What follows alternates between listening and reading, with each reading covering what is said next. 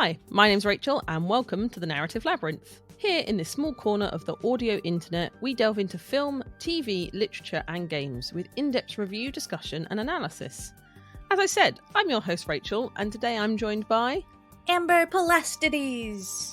I love how wonderfully you said that. That was definitely a superhero entrance. Thank you. Which is very fitting and I think then makes me the villain in this. We're here to talk about the societal impact of the Joker across his kind of movie history and a bit of comics, because I'm a nerd and I like comics. And I think that's just pop culture now, so it's not nerdy anymore. Ha! People in high school, I win. Anyway. You do? You're ahead of the game. I was a trendsetter. Yes. Said nobody ever. So Amber, what made you a qualified guest to come and talk about this today, other than the fact I just badgered you to do so? Well, like you, I'm a fellow geek who still thinks of myself as a geek, despite being more mainstream now that everybody is a geek a little bit. And also, I just qualified as a therapist, a psychotherapist. So I've got some psychology and some social psychology behind me. And you've been on The Great Derelict, run by Andy, who is a sometimes regular-ish guest on this show. And I think we did a podcast together about Darth Vader. Am I making that up? Am I making shit up? No, I think you're right. No, no, it was. It was right after that Obi-Wan series came out. We were talking about the psychology, of Obi-Wan, I think. That was it. PTSD with lightsabers. Yes. It was great, though. I enjoyed it. Me too. Yeah, you guys brought up some really interesting angles I hadn't thought of it from. Go listen to the episode, people. Yeah. We clearly don't remember. Sorry, Andy. It was riveting, I swear. Promise it was great. Yes. So yeah, we're here today to talk about Joker or The Joker, not just the 2019 film, but the character as a whole, as they kind of spanned comics and movies. And I'm going to say they're quite a key fictional figure of the 20th century and into the 21st century? They are. Yes. I was going to question your use of they, because I think the Joker has been exclusively a he, but I think you meant all of the he's, all of them. Well, I mean, I did kind of mean all of the he's, but now you've brought it up. There is one version of the Joker where it is Martha Wayne, Bruce Wayne's mum, but that's like an alternate version of... That's true.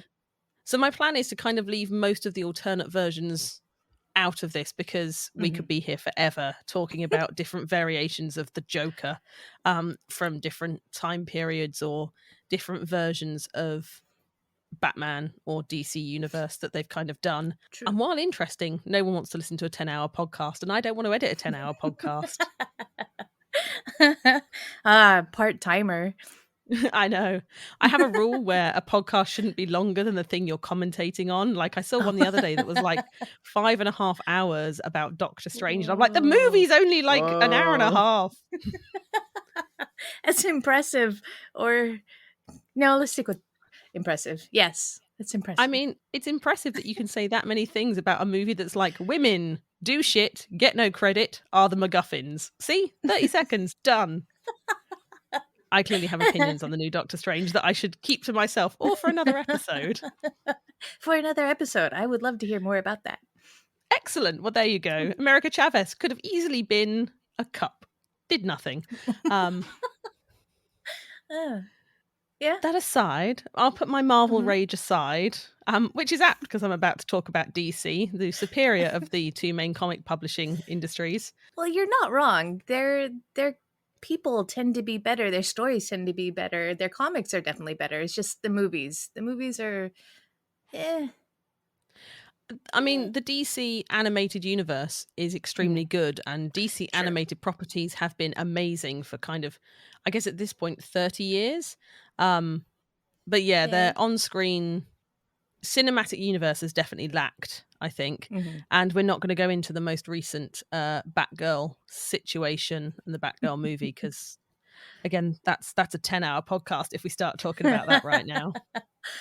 Luckily, though, it seems they've done pretty well with the Joker. That's one character I think that they've done justice to. Yeah, it's one that I think's had many iterations over the years. So the Joker started as kind of like a one-hit wonder villain for Batman in the 1940s, just kind of, well, 1939 technically, as like a remorseless serial killer, jewelry thief, that used kind of the Joker playing card as a motif. Low-key monster of the week style villain, that had kind of this facial disfigurement left on their victims. But that was kind of, they're a one hit villain in kind of Batman's rogue gallery. They were one and done, fine. Despite that kind of messy start point, they've endured to be the kind of main nemesis of Batman. I don't think that's unfair to say. If you think of Batman, you think of Joker. Absolutely. I think he's appeared in more movies and TV shows with the Batman than any other villain. Including having his own movie, which is quite, to have a villain have their own movie, even though the movie is not really related, to be that strong a character as a villain is quite impressive. DC Comics were quite dark in the 1930s, 40s, and the start of the 50s.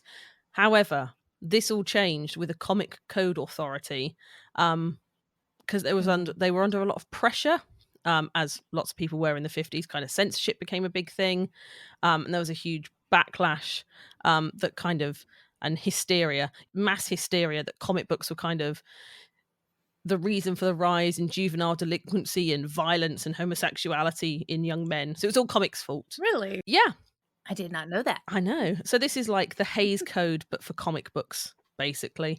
Huh. And they massively then censored comics, and they really kind of had to temper them down. So they banned gore, innuendos, excessive violence, which stripped kind of the Batman of a lot of his, grrr. Yeah. So originally, yeah, Batman was this vigilante. It was quite dark. And you think at that period in time, it was coming out of the Second World War. We were still having the war in Korea was still a thing. The start of the Cold War. It was quite a grim reality, and comics reflected that. But it all changed in the mid-50s, right the way through to the 70s. We had this kind of goofy, trickster, cuddly world of comics, and the Joker reflected that and turned into this kind of goofy, like a clown. The Joker became a clown that had kind of vague homicidal tendencies on the side, but like, ha ha ha, ha ha ha, pies in faces, ha ha ha. But in 1973, Okay, sorry, wait. You glossed right over it. Did that actually help? Did not it lower really. crime rates? Did it lower homosexuality rates? Did it lower Do you know anything? what? There's no evidence I can find that it did. Okay. In a shock to, nobody. What? Yeah. I know. Yeah. I know. Banning comic books was not the thing that stopped massive amounts of violence coming out of the bloodiest war in history. Oof, Wow. I know. I'm glad you're so shocked by this revelation in American history. And the 1966 Batman movie was very camp and kiddie and Yeah. pow, The shark pam. repellent. The shark repellent. And that's where it all comes from. Luckily, by the 70s, they kind of realized that maybe comic books were not the reason for this growing violence, and kind of the comic code disappeared a bit. And it wasn't until 1973 that Joker came back and was kind of this impulsive homicidal maniac who was at this point pitted wits against Batman. So it was this point where he became Batman's arch nemesis in the 70s. Although the Joker was still used pretty sparingly over the years, they didn't overdo it. I think there's definitely possibly a bit of that going on later, but at this point in time, he was still used quite sparingly, as a character. But DC was going through a lot of experimentation at that point in time. And in 1975, the Joker was the first villain to have his own comic book. So that's like, I feel we should give it a little round of applause there. That's well done. That's how much they felt for this character and how much love there was for this character. And then we got kind of the 80s, got darker again. You had Frank Miller's Dark Knight Returns, which reimagined Batman as this older hero. You had the Crisis on Infinite Earth series. This is kind of like deemed a modern era, but this is the Batman and Joker that we think is a lot of the basis of the Jokers we see today. Alan Moore did the 1988 graphic novel The Killing Joke, which was like a Joker origin story, where the character was described as a failed comedian who adopted this identity of Red Hood to support his wife and then fell into a vat of chemicals and thus became the Joker. And we've had lots of one-shots since then, but that's kind of the basis of the Joker. So he did start as this like gritty murderer, then became the goofy clown, and then went back to this kind of gritty person again. So we're obviously mainly talking about movies here today because it's what people want to hear more about. And there's so many comics. There's too many comics to read through it all and kind So of give a many. real so many. But going back to the 1966 Batman, the Mhm. Joker in that was a clown. It was a comedy clown that was up to hijinks. Yes, I think his opening scene, he was pulling a bunch of flowers out of his sleeve. Yeah, and he Was had the like a gun that magician. when he pulled it went bang with a little Bang. flag. Um, And I hadn't realized until I was looking at pictures for this podcast, but he has a mustache under his makeup. he does. It's I had no idea. it's a real clown persona that's kind of put on this Joker. Um, Mhm. and while I don't particularly think that's much of a reference to kind of the lifestyle of the 1960s, I think that is very much a result of the comic book code and this kind of kiddified version of the character. Yeah, yeah, I was looking at what was happening in the 1960s, and it was a lot of big, dark stuff. That was Vietnam War, that was civil rights protests, assassination, John F. Kennedy and Martin Luther King, Cuban Missile Crisis. It doesn't reflect at all the culture. It's more of a smile, pretend nothing's happening. Look, funny, slapstick. Ha ha ha.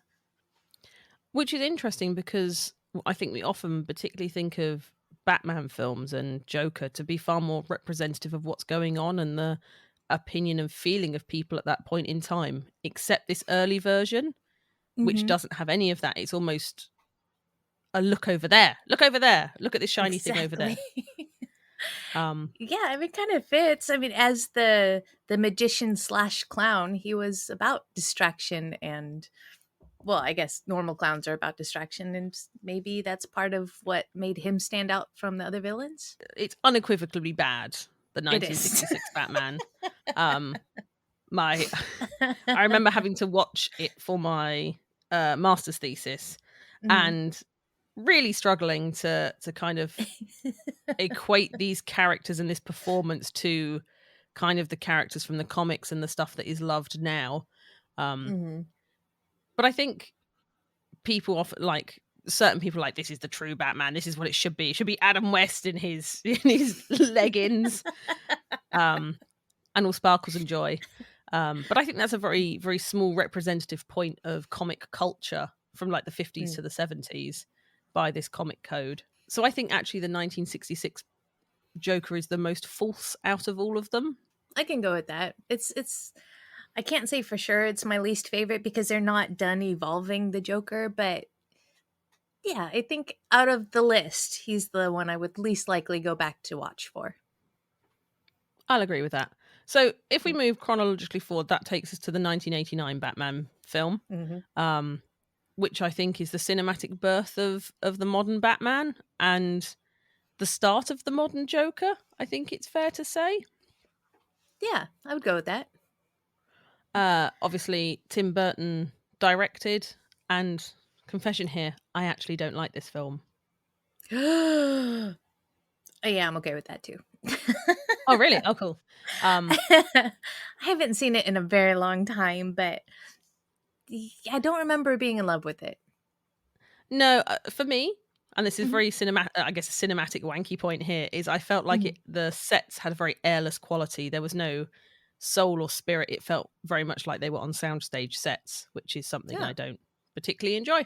Um, but yeah, we had the Joker in Batman 1989, Mhm. um, and he was definitely more based on the kind of original 1940s Joker. Mhm. He was a bit more evil. He committed murder, which was a step up Several. from several, yeah, murdered like a Many. whole many murders, but it was like in a Yes. fun, jokey way, so it's okay. Haha, murder. Everybody was smiling. It's all right. Yeah, and obviously Jack Nicholson has quite a memorable performance, but the Joker itself is quite polarizing as a character. Again, not something I personally love, but I Mhm. know lots and lots of people find it as their antithesis and their kind of preferred Batman, their preferred Joker, and Hmm. style. Well, one of the big things that I read while I was looking up these Jokers was there's a recurring theme that society gets the criminal it deserves. And in the 1980s, status was very much a thing. I mean, it has been all along, but in the 1980s, you collected artworks and you got big houses and you got nice cars. And so the fact that the Joker defaced all these priceless or precious things in the museum actually got more of a haranguing from the um, critics than the murder of all the people during the parade. That is such an So, antithesis of 80s yuppie culture, isn't it? Not the right? artwork, fuck the Not the people, art. but not the Exactly. precious art. The people are replaceable. People are having babies all the time, but the masters, they created a finite amount of precious beauty, a representation of the culture and the society. And he ruffled a lot of feathers by not holding the same values as America at that time. So I think it's fair to say that the 1989 Joker in that case is quite anarchistic in his own way, although watching it with a modern lens, I don't Hmm. think he comes across that way. But if you frame it in that kind of 80s space, Hmm. as you say, destroying artwork, that's quite counterculture for the time. Yeah.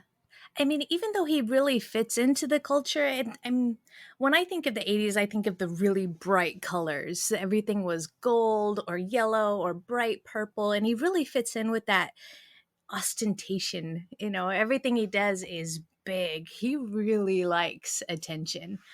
And yeah, I feel like in that way he fits with our expectations of a baddie, but then he goes and subverts by destroying what baddies, they just want to get everything that the good guys want, but they want to get it faster and easier, but then he goes and destroys it, so it is very chaos oriented and anarchy.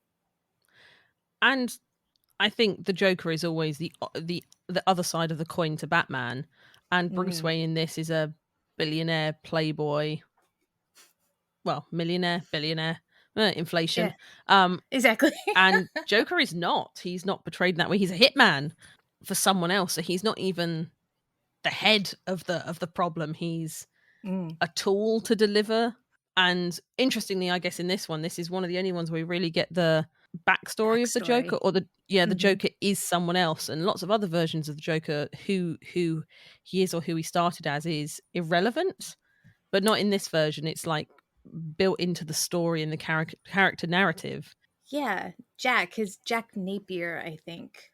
Yes. Yeah.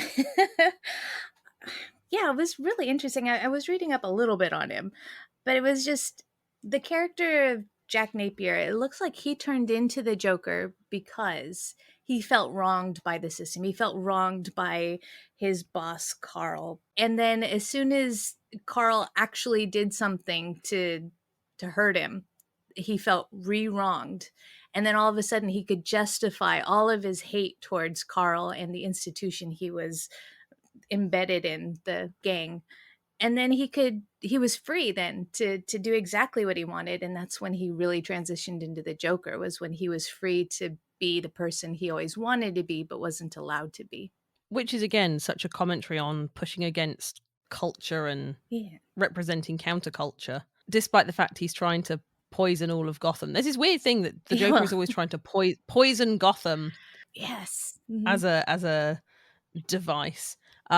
Something else that comes up a lot through the Joker is him trying to disfigure people to look Mm, like himself, which is a yeah. really, I'm quite glad that's something they've dropped in more kind of modern versions, but certainly it was a thing in the comics, and then in the 89 film about kind of trying to disfigure people with this permanent Hmm. smile. I always thought that was part of his narcissism. He wanted everybody to look more like him because he considers himself the epitome of what everyone should be or what the world should be. Oh, okay. I Mm. thought it was trying to make people as ugly as himself, or be Mm. ugly as he is. But you're coming at it the other way and saying it's actually about narcissism wanting everyone to be like him. Wow, now that you say that, it's possible in a misery loves company kind of way.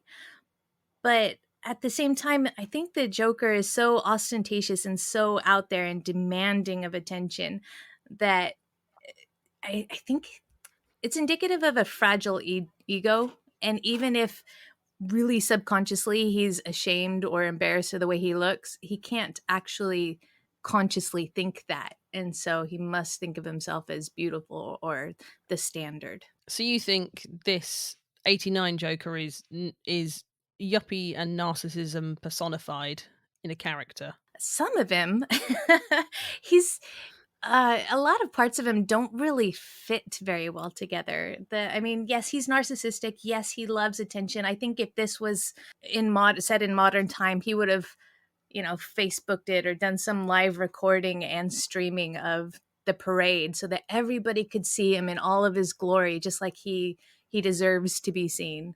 But it's still this anti counterculture element of the 80s. Yes. Possibly he's not that well written. Ooh. What? I do think it's fair to say that potentially the complexities of this Joker was not necessarily the forefront when they were creating this story. Well, it is still a Batman movie. It comes to light through the film that the Joker is the person that murders Bruce Wayne's parents. Oh, yeah. Which is, I always find quite a weird decision when writing the Joker to tie the Joker so tightly to Batman's origin. Mm. And I personally find it quite unnecessary. I don't think they need that kind of infused bond at the start of their life, or at the start of Batman, to then come to heads later in time. I don't particularly feel it adds anything to either character, but I find, if anything, it makes it weirder that he doesn't kill that Batman won't kill the Joker. Yeah, I completely agree, but I think it's supposed to make you feel like Batman is a saint, more or less, that he doesn't kill the person who so changed his life in the worst way. Do you view him as a saint for not doing that? No, but if I put myself in his shoes and I was looking at the person who killed my parents, I might be tempted. For me, it is just a connection that I don't need between the two characters. I think there's enough rivalry between Batman and Joker to not require a kind of Yeah. other tie point. But anyway, that aside. It hasn't come up in any of the other movies or TV it comes shows, up like some comic versions have it, some don't. I think it's just I think it's a weird point to kind of make in the history of Batman. Especially when there's so many other rich things it could be. And I think Spider-Man does it as well, when the person that kills Uncle Ben, like this start point for these characters and their superhero journey being unrelated to their later villains, I think is quite important. I think that anonymity of the original villain makes the fact that they fight all these different people and all these different scenarios make more sense. Otherwise, it's just a crusade for one person or for the person that did one thing, rather than a fight for justice. Yeah, I hadn't thought about it, but that is something that I probably will think about now. Well, I think this 89 Joker reflects a lot of kind of the 60s goofiness, even if underneath there's some quite darkness in there. Why are you laughing at me? Oh no, I was just laughing at the Joker. It was just so over the top, quite often over the top. And it was, and that's Yeah. I think that's where personally I don't particularly like it that much, because it's so over the top. But moving away from the 89, well, the 89 movie, we move on to, I think, what most people deem as the most decisive version of the Joker, or the most realistic version of the Joker. Is this the animated one? Oh no, but we can't. Which animated one are you thinking? Are you thinking Mask of the Phantasm? Yeah, that whole period, the 1992 animated Mask of the Phantasm, and then there was a more Return we of can the do Joker, that. I think. Yes, we can talk about those. I didn't know if we could talk about those, but we could definitely talk about those. Mark Hamill chewing the scenery as the Joker. Yes. He was born for this role. Mark Hamill is a great Joker, and I'm always sad that we've never seen Mark Hamill do a live action Joker. I can understand why we haven't, but it always makes me a little bit sad that he's been in the animated sphere. And I think goes back to how well DC have adapted their comics to animation, possibly better than they've adapted it for live action. But yeah, the Mask of So the much better. Mhm. yeah Mask of the Phantasm is a fantastic film, animated or not. Mhm. Tell me a bit about the Joker from Mask of the Phantasm. Other than it's Mark Hamill and it's great. I think the big difference between the animated Joker and the live action Jokers is how much the Joker wanted relationships or connection with other people in the animated films and shows. So Mask of the Phantasm had Batman being a proper detective, which is, in my opinion, the best bit about Batman is the detective element.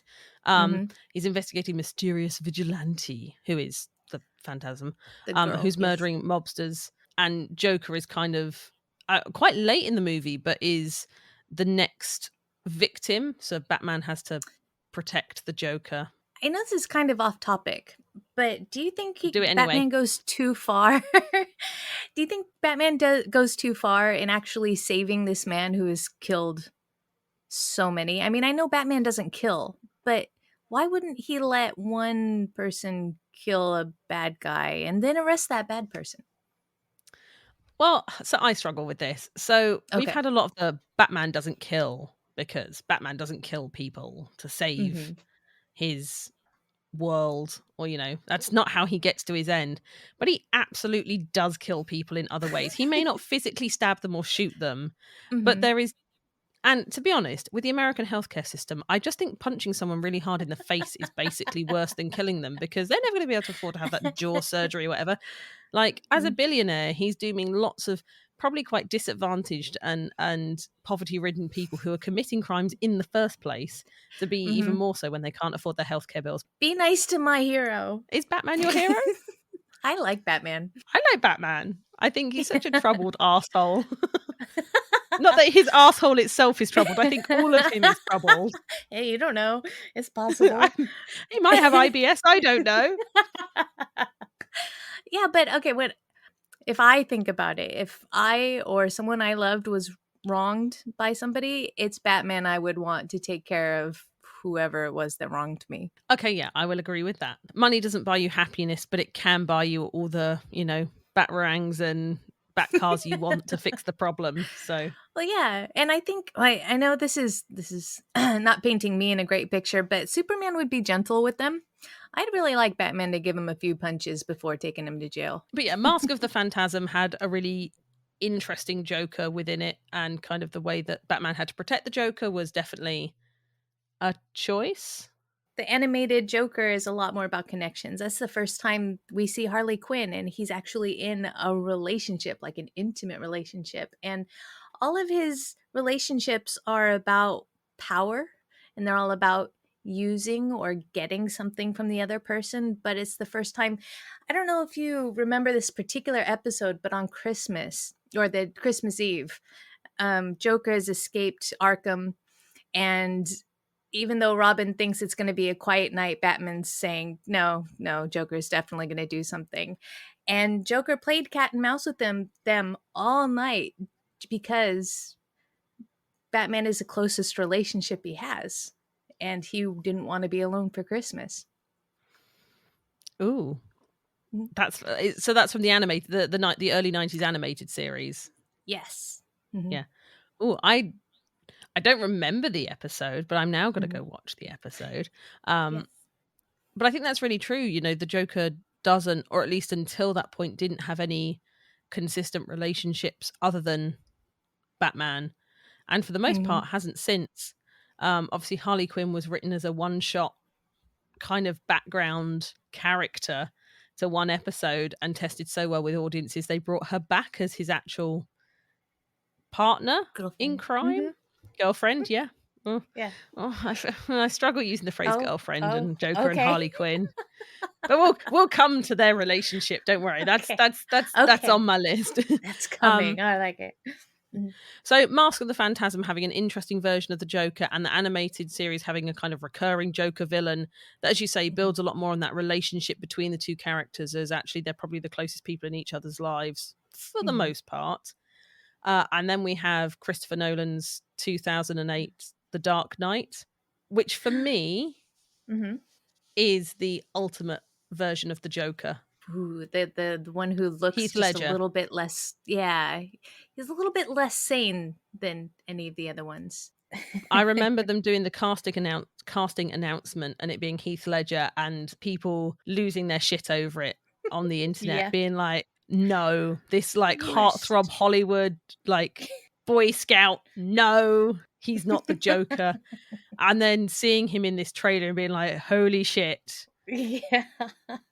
that is that is a long way away from 10 Things I Hate About You. Right.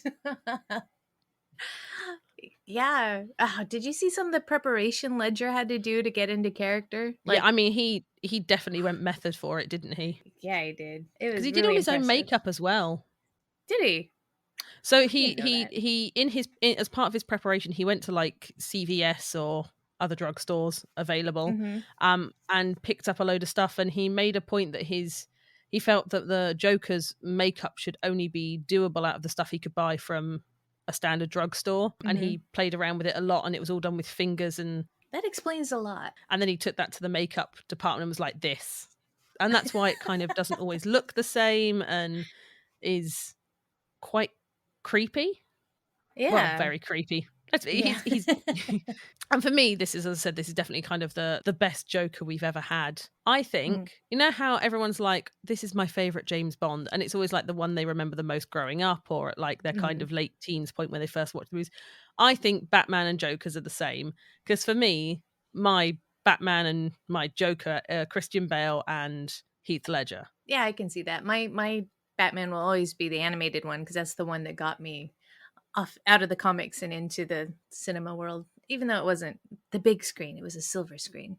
And I know my students will talk about the Joker film, the 2019 Joker film, as being their Mm. Joker or the one they recognize the most. And again, so that's my theory. There's no scientific basis behind that. Well, that just means there's no scientific basis that it's not true. Exactly. So it's right Yeah. as far as I'm Yes. concerned. Thank you. Validation. I am right. Absolutely. So the 2008 Joker was very, very different to the ones we'd seen previously. He was Mhm. a terrorist, basically, Yes. I would say. What I got from this Joker was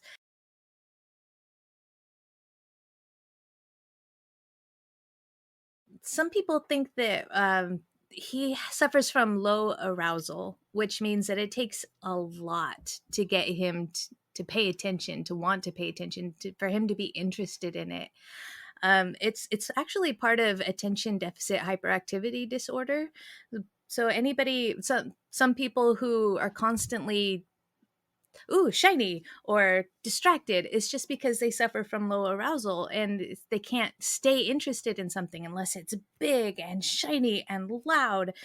And the Joker in this movie, he creates these things for himself. He gets bored easily and he can't be stimulated or and when I say aroused, I don't mean sexually. I just mean, you know, emotionally or interest. But, explosions, who isn't really? Come on. For me, this Joker is anarchy personified. He is chaotic to the core. He's not trying to take over Gotham and he's not trying to have a lot of money. In fact, he burns money. I think that his terrorism is quite prominent in this. And Mhm. he's a loner. You know, everything is done on his own. In the opening sequence, he kills all the people that all his crew that are all dressed in Mhm. Joker masks are all told to kill each other. What's your job? Well, my last job is to kill you or whatever. Mhm. And he's on at the end, but he's doing it for the chaos rather than for any other reason, shown by the fact that he burns all the mob's money partway through the film. Yes. That was one of the most surprising moments of the whole movie. What? The Joker wouldn't do that. He needs funding. A lot of his projects look really expensive. I think they have previously. I'm not sure they do in this film though. His projects are quite blunt. You know, he blows stuff up, which I guess is not necessarily that expensive. I've never tried to blow anything up, so I don't know how expensive it is. Please don't put me on some watch list. Um, Really? How much does it cost to build a bomb? I don't know. Mhm. But I think again, it was a very homegrown Joker. His Mm, attitude was very anti-authority, but very homegrown. Think this is quite well. I mean, the very famous shot in Batman Begins, I think, or is it this one, where Batman is stood amidst the rubble, and it looks like a 9/11 mm, homage, where he's stood in the rubble of this skyscraper in this building.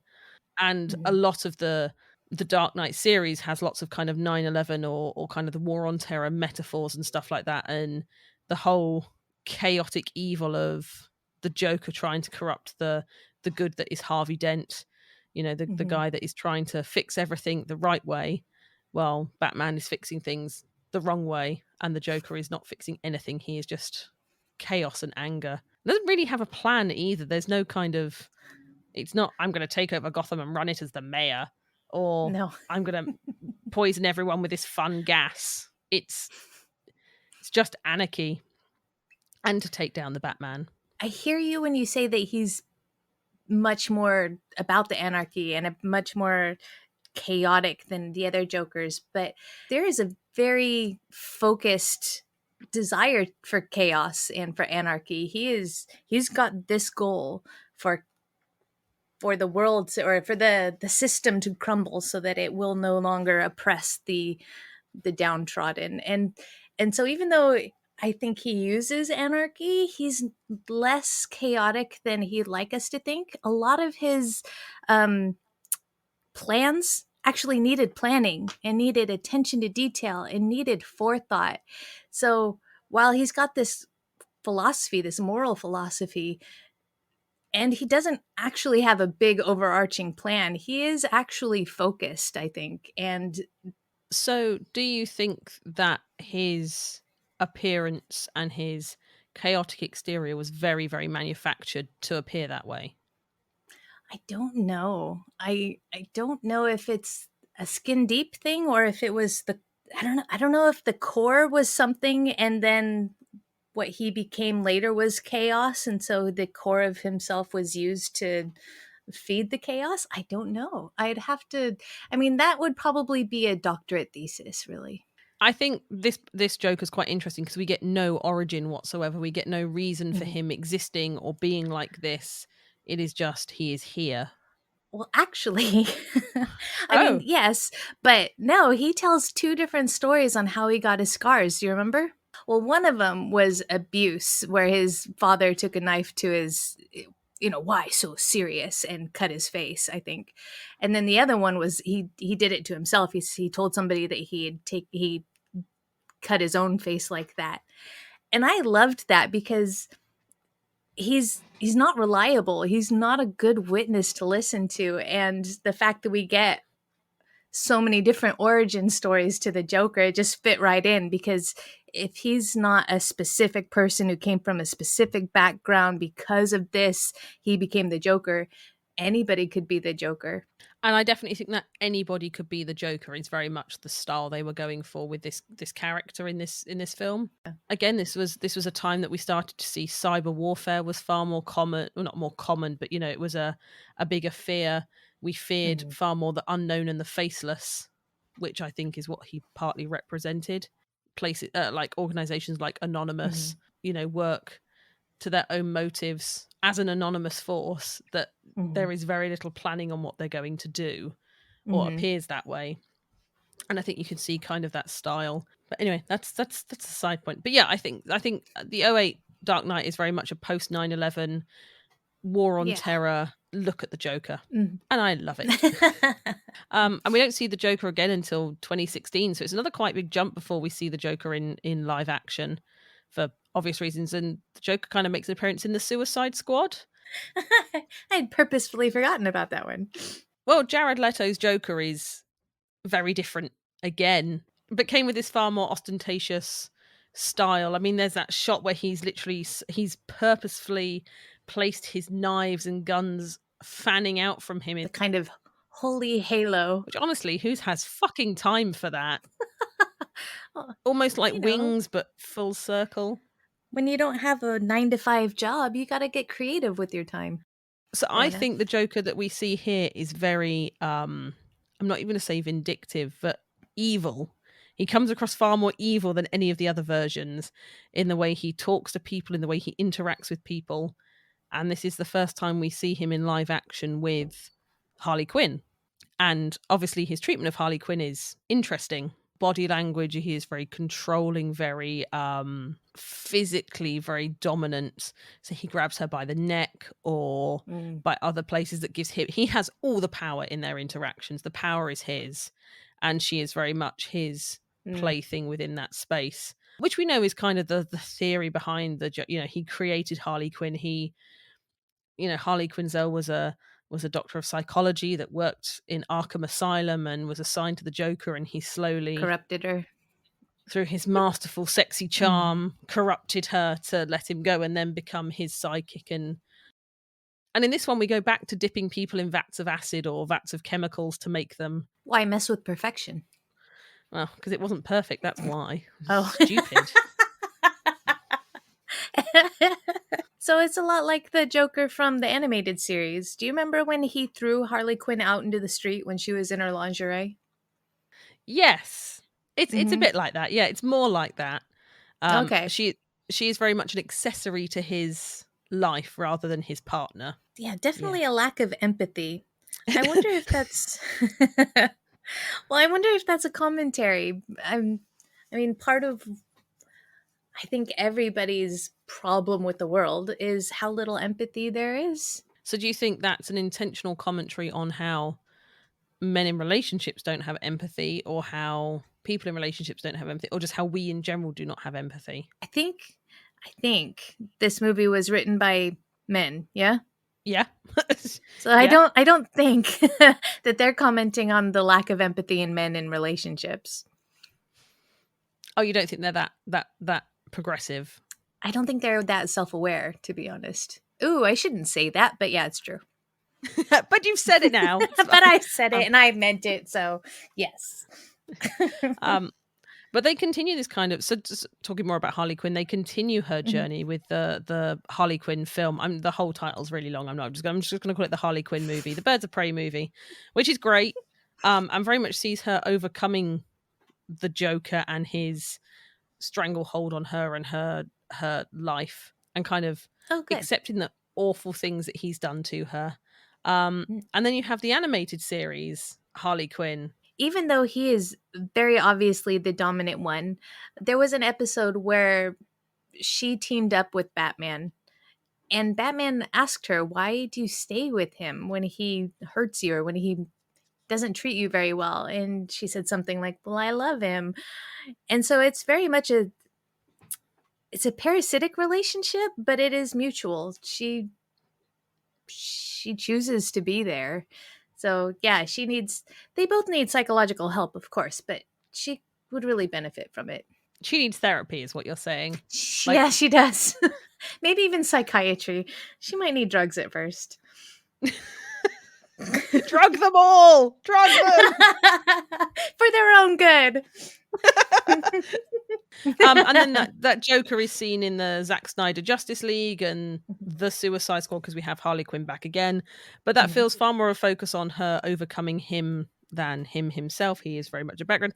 I know they were talking about doing a Batman movie as part of the Zack Snyder series where the Joker was in it properly, but it just never happened. Mm-hmm. But that brings us to the most recent version of the Joker, which is this 2019. Well, I haven't watched it. I have read the synopsis and I've kind of gotten an idea of what other people were saying and kind of formed my own opinions, which is very unprofessional. Don't ever do that. But um apparently what's so scary about Joaquin's Joker is that he could have been anybody. You know, he had mental illness, and thanks to the government, he was receiving therapy, he was receiving medication, and all of a sudden that was ripped away when they decided to stop having, giving these things out for free. And so somebody who was already struggling just had this support taken away. And it was at the same time that he found out his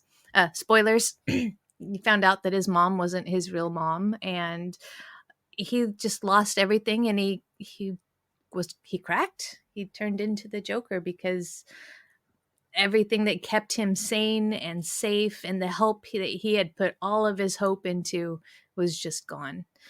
And the scary thing is that that could happen to any of us. We all have anger and violence inside of us, and what would it take for it to come out explosively? And I think what's interesting again about this one is they try to give us a origin story almost for the Joker, Hmm. but not a Joker that actually fits within a superhero universe. This Joker is quite separate. This is the most There were no grounded capes. version. Yeah. Yeah, it's a cape-free movie, which Yeah. Nolan always said he was doing the most kind of realistic version of these characters, and this one is definitely set in the real world even more so. Uh, Hmm. I like to think it's a commentary on what would happen if you took away even the barest minimum universal healthcare, the advantages of universal healthcare and what they could be. I don't know. Did Americans write this? So Todd Phillips is the writer and director. So he directed things quite differently, like Road Trip, Old School, Starsky and Hutch, Hmm, School for Scoundrels, the Hangover series. So really? quite a comedy background to then To come then and take, direct. yeah, the Joker, who has been comical in the past, and to make very little funny about it. It isn't it, but so Todd Phillips joint wrote it Hmm. with Scott Silver, who has written completely opposite styles of movies. So he has written Mod Squad, 8 Mile, The Fighter. So far more grounded, Mm. gritty films. Most Batman movies came with their own controversy. The 89 movie came with controversy over it being a PG-13, despite being at the time quite dark.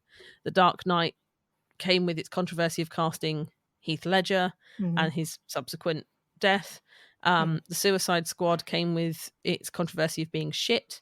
Um, and Yeah. this came, I think it's all superhero movies come with controversy, but this one particularly. So I guess the question is this a ode to violent incel white men, or is it complex humanity? Which one of the two is it? Arthur wanted to be seen. He was going to a therapist. He was a stand-up comedian. He just wanted people to know him, to not be repulsed by him. And he never got that. He didn't get it from anybody, and he became the Joker. So yeah, I think a lot of what the Joker is actually saying is that we've got roles, and if we have members of our society who descend into violence as a last resort, or we have people who blow up in rage and mass shootings and bombs and whatever, is that because we weren't humane to them? Is that because we didn't do our parts in being human to our fellow humans? Like the first 30 minutes is all the bits you talk about. It's Arthur, the character Arthur, Mm-hmm. who is the Joker, is kind of shat upon from a great height. Mm-hmm. It's all doom and gloom. But then kind of the middle section of the film is very much a which is his delusion and which is real, Mm-hmm. with lots of kind of Scorsese references, and you know, it doesn't quite get as far as hallucinogenic dreams, but it certainly starts to, what's him and what's his and what's reality, I Yeah. guess. Mm-hmm. And then the end kind of is deemed a little bit more confusing, I guess, because it's a bit of a message of the rich are getting richer and the poor are getting poorer and more downtrodden, but that's never really kind of put together. The Joker doesn't put those pieces together. Mm-hmm. He starts kind of a movement after murdering some frat boys, but he said he's not political. He just likes killing people. So there was no moral to take away? Is that the. So it's kind of set in this kind of fake 1970s New York, but Mhm. it's not a place, it's not strictly Gotham, it's not now, it's not then. It's Mhm. kind of a very muddily nothing Mhm. of time and space, which I mean we do have in movies. That's fine, we do see that. That's not unusual. Mhm. But then to take those very modern themes, are you taking modern themes or are you perpetuating a poor culture? I guess poor as in bad, not poor as in underpaid. Yeah, I didn't really like how they. I felt like they were blaming mental illness for what happened to the Joker, and that's not fair. I think that people with mental illnesses are actually statistically they're much more likely to suffer from crime than to commit it. Well, he And starts as the he one suffering does. from it and then turns that around. And then he kills hundreds or at least dozens, and he starts a movement, you're right, to of these clowns. And it's just, yeah, are they perpetuating this fear mongering, this us versus them? Are they saying, be careful, don't don't provoke that guy, he could turn around and shoot you? I think this film could have really held a mirror up to the system and how the system lets people down when they're at the most vulnerable, leaving them with no option, which is Mm-hmm. essentially how Arthur finds himself. Mm-hmm. But instead of doing that, they push the look at the crazy guy, he goes shoot people, bang, bang. Mm-hmm. And the fact that people are okay with that, or it was deemed acceptable by the public, not by the legal system, but by the public who rallied behind that. And I think that's starting to get into a dangerous place, as you say, with kind of mass shootings and stuff where they are, particularly in America, and that whole kind of violence that we are seeing in modern society. Mm-hmm. I think this could have been a really clever held up to that, and I think instead it actually just perpetuates a culture. Ew, interesting. I think ironically the Joker in this plays the role that most of the Batmans are in their movies. The Batman is upholding the status quo of society by trying, when the Joker is the anarchist trying to change it by the wrong methods, but is trying to change it. But in this, the Mm-hmm. Joker is not. He is. Yeah, I can see that. But this Joker movie is getting a sequel. Is it? It is, and Huh. it's supposedly a musical. What? Like oh, who was the guy who he was played by Johnny Depp and they made pies from humans? Sweeney Todd. That's the one. Like Sweeney Todd? I don't know. Very little has been said about it, which I think is interesting because from what I can see, their core audience is that very heterosexual white male group Yeah. who maybe their most vocal members feel that they are losing space in the world to. Yeah, I can't imagine them wanting to go see a musical. Exactly. So Mhm. I'm quite intrigued as to why that is potentially the direction they're taking.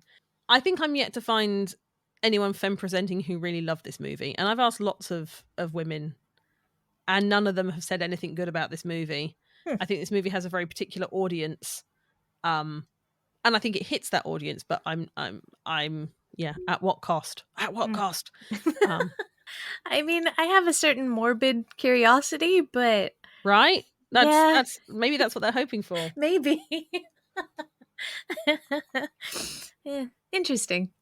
So I'm going to ask you now, as the Okay. as the professional giving me their personal opinion. I think the Joker has evolved through time to reflect society's fear. Mm-hmm. Would you agree with that? I would absolutely. He's definitely changed.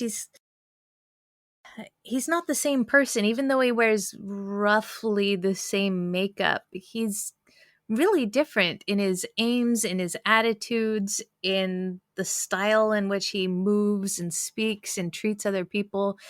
I definitely think he changes with the time because he seems to be accepted and loved or love hate with each generation or each section of people that he deals with. So yeah, he must evolve with the evolution of the societies that watch him. And do you have a favorite? Well, do you have a preferred version of the Joker that exists? Mm, only because the animated one is my favorite. Batman is he's my favorite Joker. Plus, Mark Hamill. Yeah, I'll take that. Mhm. Mine is still the more The grounded. Ledger. Yeah, the Ledger series. No, I really get that, but the Ledger Joker scares me because he was so unpredictable because he was a terrorist. It wasn't I mean, the Joker never targeted people. He was always indiscriminately violent, but I don't know, it's just something about Ledger made it scarier. I mean, they would all kill you without even thinking about it, but somehow dying by Ledger's machinations would just it would be worse somehow. I feel it would hurt more. I don't know why. Mm. Mhm. Um, yeah, I think Ledger's Joker is definitely the scariest because I think it feels the one that is most likely to be real, as Mhm. much as real is in this sense. And I say that Yeah. including the the Joker Mhm. movie that is obviously completely set in faux reality, capeless reality. But maybe that's because actually that Joker is representing what already exists, or certainly what we perceive to exist. The news is already Mhm. filled with mass shootings, or Yeah. war and genocide, or mental health being not Yeah. taken as a being taken as something that can be underfunded, and they're all Mhm. things that already exist. There's no escalation. All that's different between that Joker and reality is the face paint. Yeah, you're right. We're already desensitized to that kind of danger because we live with it every day. Where the Dark Knight certainly felt like it was an escalation of that state that we were already in. And I Yes. think even 14 years later, oh God, that's depressing. Yeah, why did you say that? Why did I? Quick, move on. Yeah. Move on. No, my arthritis in building in my.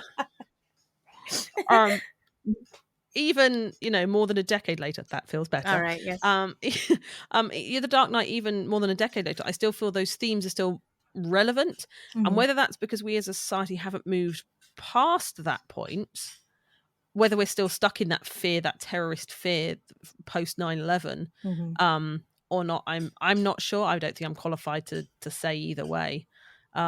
But I There's been a still. lot of terrorist acts since then. I mean, the Boston Marathon and the one in London Bridge and the one in Paris and just kind of all over. It's not centralized. It's not something that you're safe in because you're in one place or another. No, I mean, we had the Manchester Arena attacks, Mm. and that was only in the last 4 years or so. I mean, I heard the bomb from my home. That was terrorism is still such a thing that is embedded in our life. And I mean, fuck's sake, in the UK, we still don't really have bins at our train stations Mhm. because of that kind of thing. So, I still think that Joker Mhm. still represents more terror than the one that is representing our current reality Yeah. with some face paint. And no offense to Nicholson's Joker because he was creepy and he did, fascinate people, but he invited people to a parade and promised them $2 million. I think maybe you don't go if a serial killer is promising you money to go somewhere. You say that, but I have seen the previous American president. Man, okay, Brexit. Jeez. Yeah, like I'm not. Look, I know I'm throwing No, you're stones from my right. glass You're house. right. Um, Okay, fine. My point was invalid, but it sounded good in my head. So I think the problem with the Jack Nicholson Joker is now we have Mhm. NFTs. It's not really a thing he can destroy. No, I've coloured in your picture on paint. Ma ha ha ha ha. Society's over. Um, I think the people that love uh, art in that way has got quite small, and I think it's Mhm. definitely that yuppie 80s style that is just not Yeah. as prevalent as the world is, as stuff is now, I Mhm. guess. So yeah, fine. If Joker is a representation of fear and the biggest threats in society, Mhm. where does it go from here? How can it progress from here? Ugh. That's a really hard question. I know. Oh, good. Oh, um, well, how about, because I assume you've put some thought into this, you give me your ideas, and I'll quickly try to think of some of my own. I like that, yeah. Except I did this in my previous episode and my idea was better than other people's, and they Ah. that was the musicals when I was like, "What show would you wish had a musical that hasn't?" And I was like, "I've got mine. It's TNG." And they all went, "Fuck." Like nothing could be as good as my suggestion, and it was fine. I'll go first. It's okay. Um, I actually think they've struggled with where to go with the Joker. Mm. Um, the kind of Snyderverse Joker didn't really represent much, didn't represent fear and terror quite in the same way.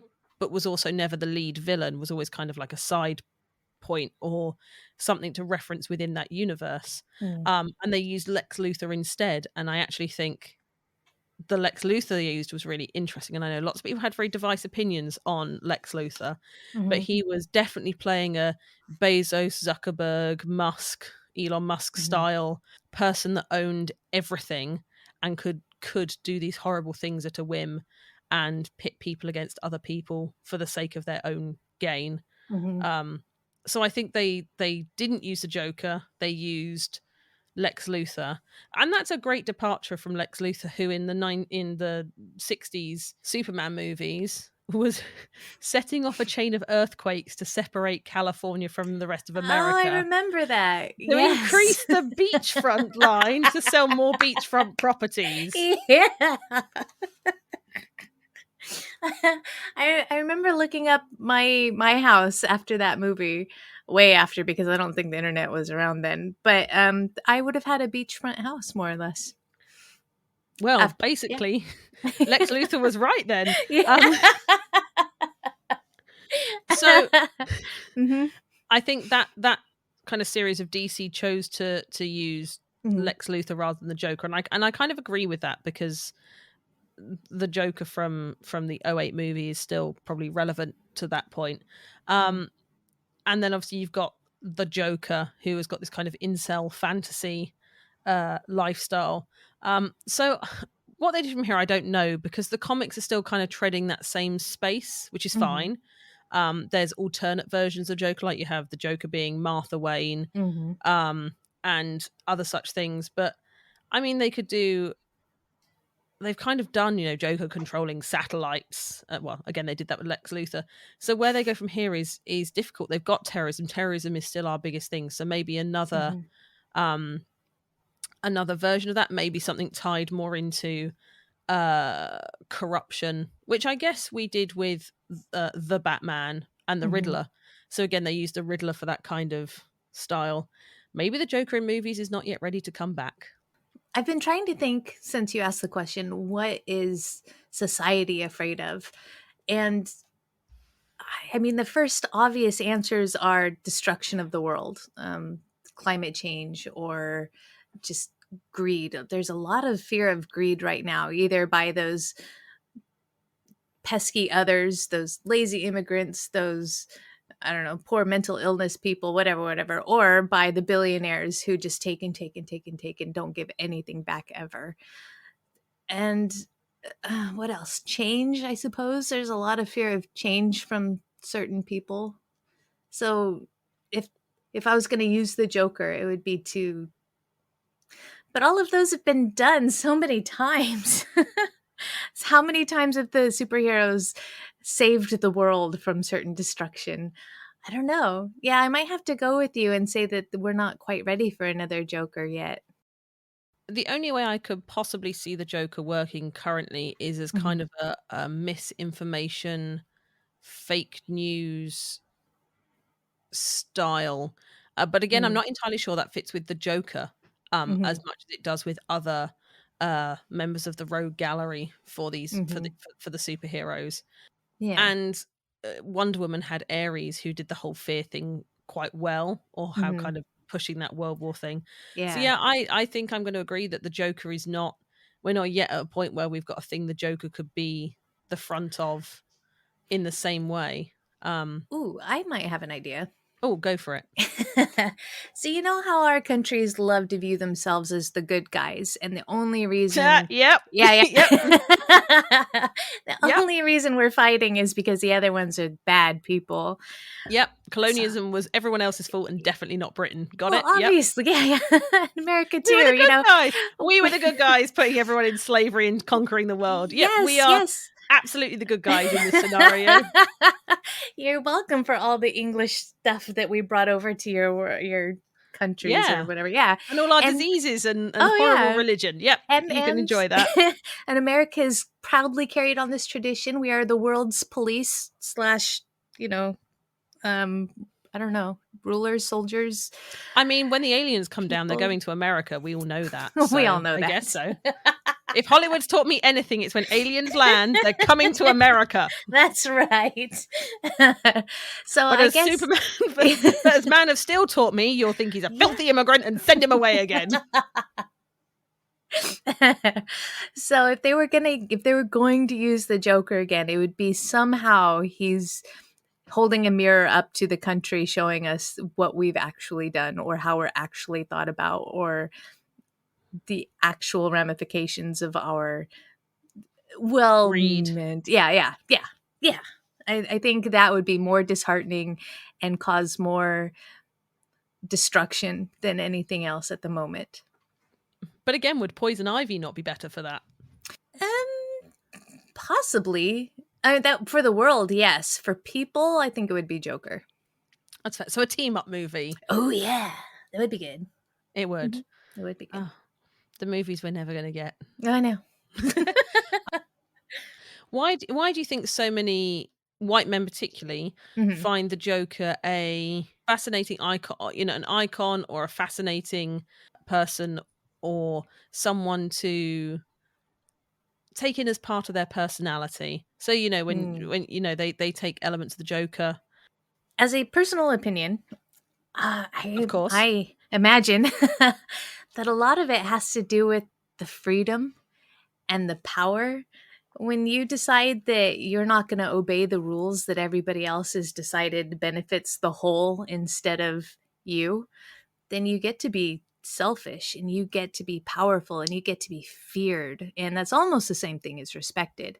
And it can be really lucrative when you don't have to play by the rules. You can take anything you want, and that's really attractive to people who feel, especially the people who feel that they aren't getting what they deserve, that because everything has to be fair, there's no reason for them to work as hard as they could because they don't get what they've. So do you think the Joker to some extent represents the loss of the American dream, that people, the American dream mentality? Do you think the Joker represents that in any way, or they view that as the antidote to the fact they haven't had their American dream? Well, as an American, I'd rather say that he's more of the loss of our dictatorship, because I'd like to think that the people who could do whatever they wanted without any repercussions were the emperors or the kings. And You quite famously got rid of the king, though. Yes, we did. We didn't kill him. We just left him in his own little island. No, thank you. Goodbye. Keep your tea. We've got coffee. But as maybe not an American, yeah, the American dream is if you work for it, you have it, and you can have anything that you want if you work hard enough for it, and it's all there for the taking. And yeah, actually, now that you say it, I can see it as the American dream mutated and bastardized. So I think something I personally notice is definitely the 89 films onwards show the Joker as quite a Robin Hood figure. He is dismantling the rich in whatever version they take, or upsetting the inadequacies that he perceives to be there, and trying to right those, normally by murdering everybody. Oh yeah, nobody can hurt anybody else if they're all dead. But it's equality in murder. And you think in the 08 one, he takes money from the banks. You think we had the crash and the banking crisis at that point. In the 89 one, he kills the upper classes and destroys the art. Destroys the art! No! Not the art! And in that kind of style, and in the 09 one, he is already the downtrodden. He is already the bottom of the social ladder. So I always think that Joker could be perceived as this Robin Hood character against Batman, who is the authority, the rich authority. But he doesn't lift anybody up. He tears down the on high, but he doesn't give the money to anybody. He doesn't actually better anyone. So Robin Hood, maybe not Robin Hood, but definitely a force for equality, even if everybody ends up in the mud, it's the same mud, so everybody's equal. So yeah, I can see that. Yeah, I'm not saying I Mhm. think that's quite a twisted view of it, but Yeah. thinking back to how some people love the Joker so much, I wonder if that's what they actually subconsciously what they Hmm. see is a dismantling of the system that is maybe not serving them. Yeah. And I think that's why the 2019 Joker was such a big film with that demographic, is they saw a reflection of themselves and someone riding against it on a personal level. I'm not disagreeing, but I wonder if that was the case, if it would be more minorities and women who flocked to the Joker. Well, no, because it treated women horribly.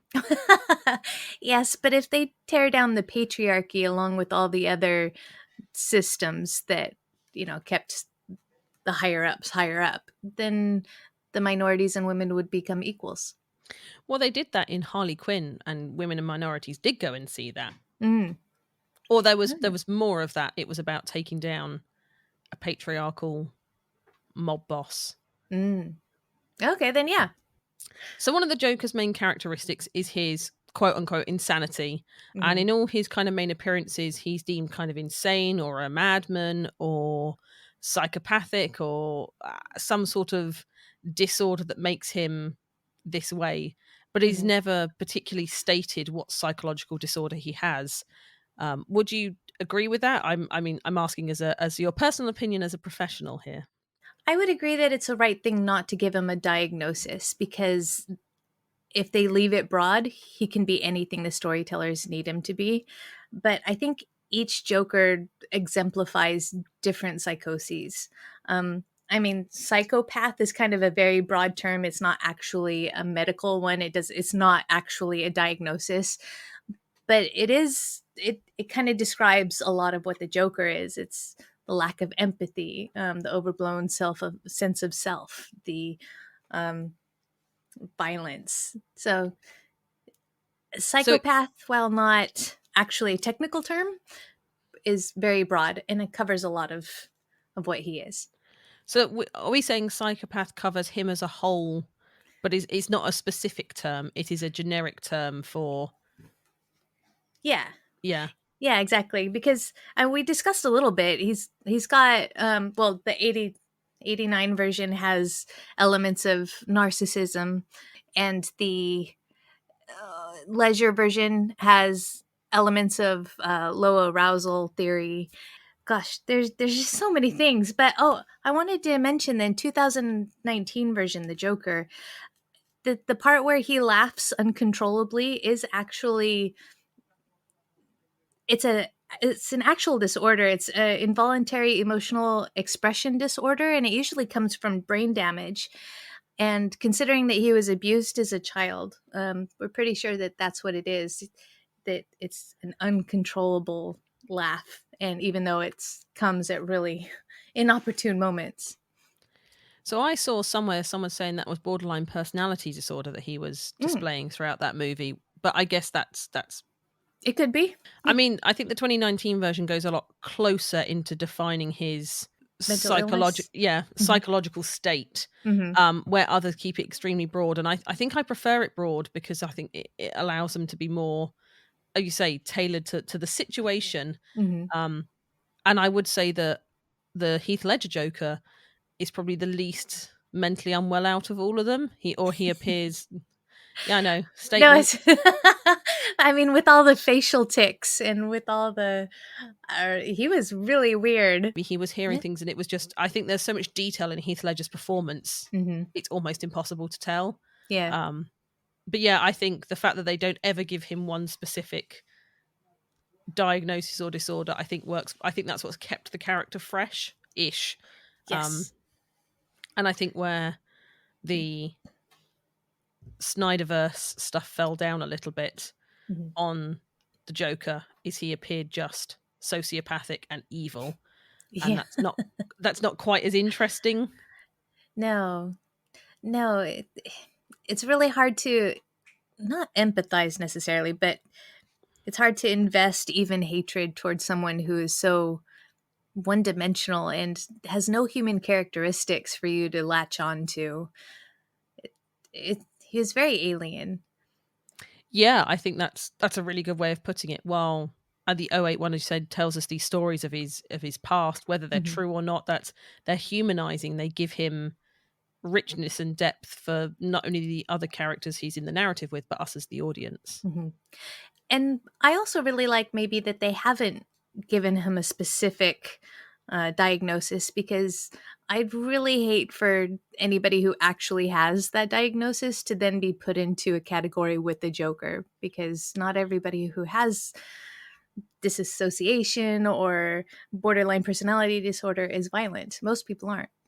Exactly. It's such a small, and I think cinema is very poor at doing this, where it shows someone with a disorder and therefore that becomes the default, what people think. And as someone who is autistic and who hates Rain Man because people have got this now very one-dimensional view of what autism is, I very much appreciate that they've not done that with this. And I think they need to keep that. I think I'd be quite, I say upset, but I think I'd be far more dismissive of a Joker character that they did give all these labels to. Yeah. Despite the fact within the narrative he clearly has them because he spends time in Arkham. Yes. Yes. Is there anything else you'd like to add about the Joker, or anything else you'd like to say? No, that's all I've got. I just wish Batman would have let him die. Yeah, basically, this whole podcast is because Batman can't be bothered to kill him, which feels like a whole like bro love homosexual, like deep rooted denial of your own sexuality thing. But that's for another podcast. That's a whole another hour and a half. That's a whole other hour of talking. The only thing I have to say is I like the fact the Joker wears green and purple, which are not primary colors; they're secondary colors, and they are the main colors of the world that are not featured on the American flag. So he is so anti-American. He doesn't even wear. He wears like an inverted Uncle Sam outfit. I hadn't thought about it. You know, in the animated series, when he pulls up his trousers to hitchhike and he's got a shapely leg, and it turns out that his spats are actually high heels. Yep. Yeah. I love the idea he's walking around in heels all day. I mean, I buy it though. Oh yeah. Especially for the 90s and stuff like that, and that kind of pushes the other and that kind of drag alternative, which homosexuality in Batman and Joker is a whole different podcast. I'll book you in for season 3. Brilliant. Okay. And that's it for another episode of the Narrative Labyrinth. I'd like to thank my guest again, Amber. Do you have any parting words or anything you'd like to shamelessly plug to the audience? I don't. I just want to thank you for having me. This was a lot of fun. Yep. Excellent. Don't forget to catch the next episode where we'll yet again delve into the depths of narrative on the screen, on the page, or in the stories we create and play ourselves. You can find the Narrative Labyrinth on Twitter, Apple Podcast, Spotify, Audible, and a host of other platforms I cannot be bothered to name. Thanks very much for listening, and goodbye. Bye-bye.